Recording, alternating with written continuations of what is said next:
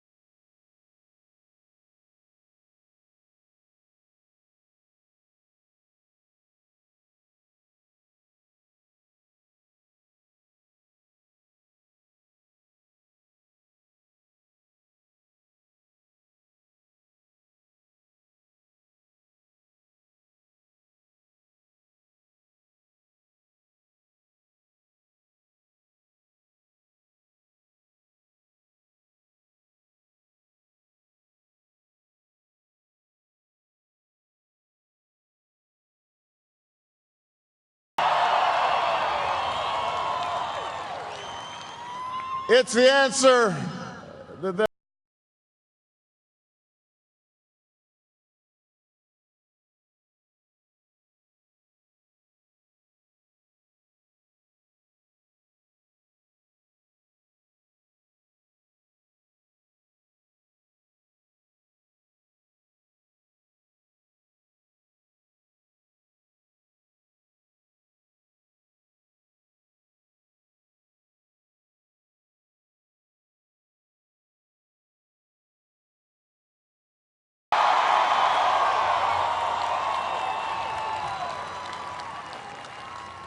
a little bit earlier this evening, I received an extraordinarily gracious call from Senator McCain.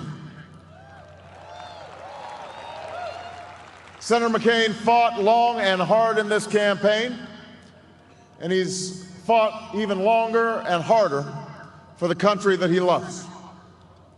He has endured sacrifices for America that most of us cannot begin to imagine. We are better off for the service rendered by this brave and selfless leader. I congratulate him.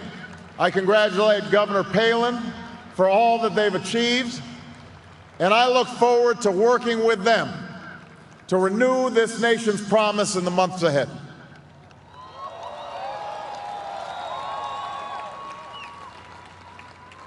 I want to thank my partner in this journey, a man who campaigned from his heart and spoke for the men and women he grew up with on the streets of Scranton and rode with on the train home to Delaware, the Vice President-elect of the United States, Joe Biden.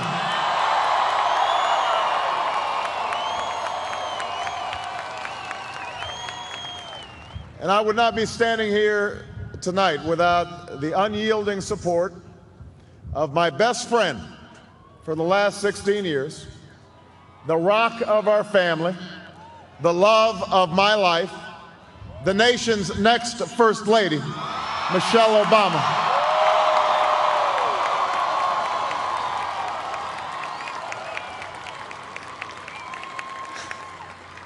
Sasha and Malia, I love you both more than you can imagine. And you have earned the new puppy that's coming with us to the White House.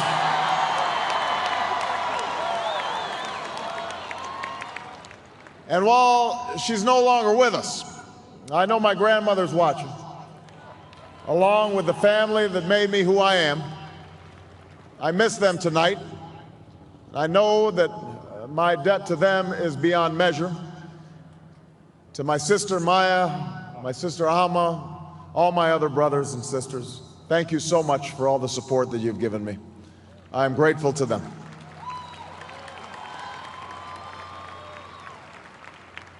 To my campaign manager, David Plouffe,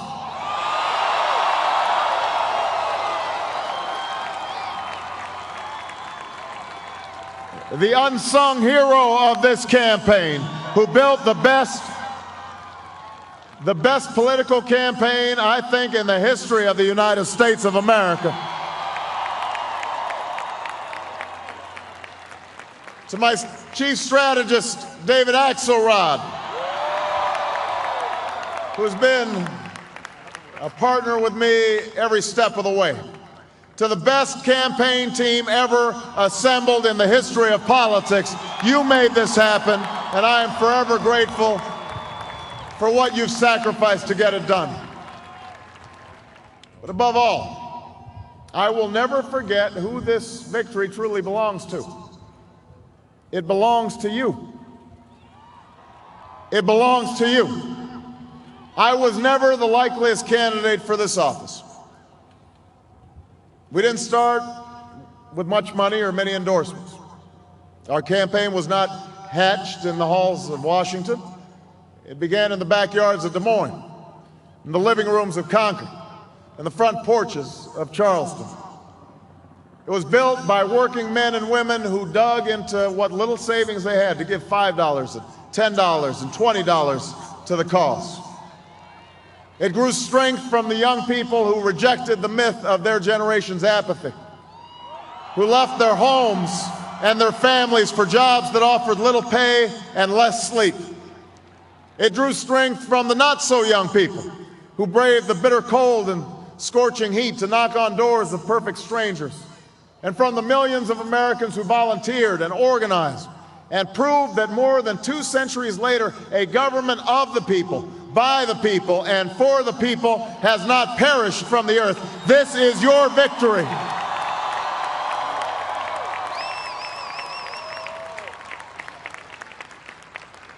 Now, I know you didn't do this just to win an election.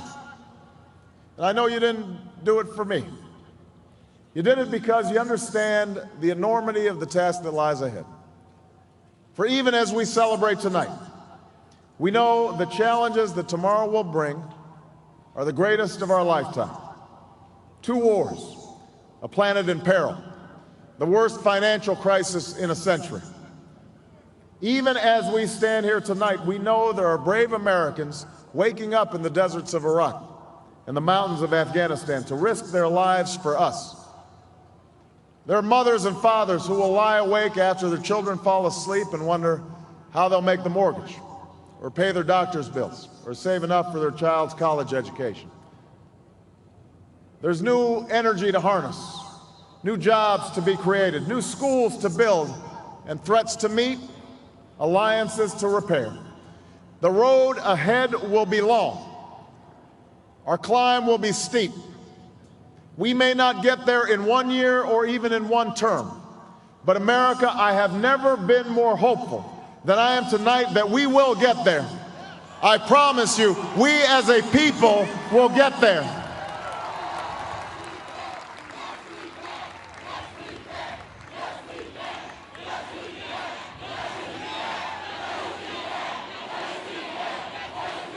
There will be setbacks and false starts. There are many who won't agree with every decision or policy I make as president. And we know the government can't solve every problem. But I will always be honest with you about the challenges we face. I will listen to you, especially when we disagree.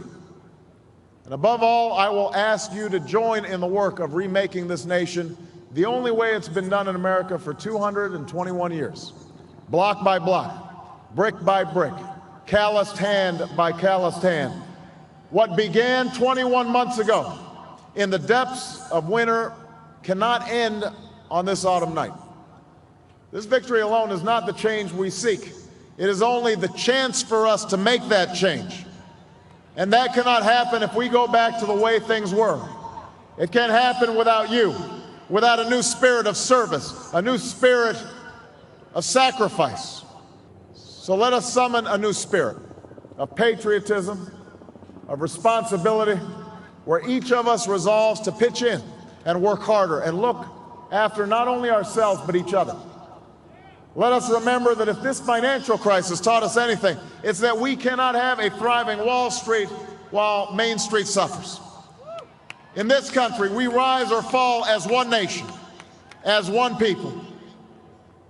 Let's resist the temptation to fall back on the same partisanship and pettiness and immaturity that has poisoned our politics for so long. Let's remember that it was a man from this state who first carried the banner of the Republican Party to the White House, a party founded on the values of self-reliance and individual liberty and national unity. Those are values that we all share. And while the Democratic Party has won a great victory tonight, we do so with a measure of humility and determination to heal the divides that have held back our progress.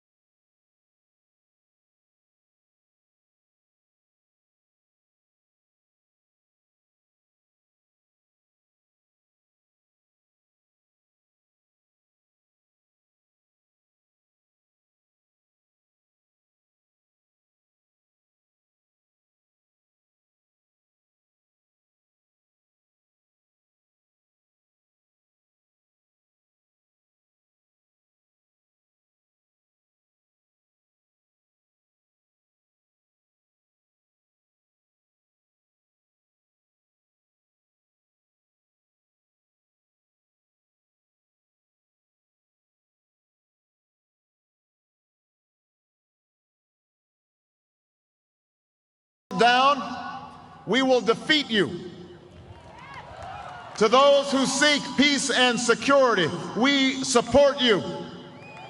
And to all those who have wondered if America's beacon still burns as bright, tonight we proved once more that the true strength of our nation comes not from the might of our arms or the scale of our wealth, but from the enduring power of our ideals: democracy, liberty, opportunity, and unyielding hope.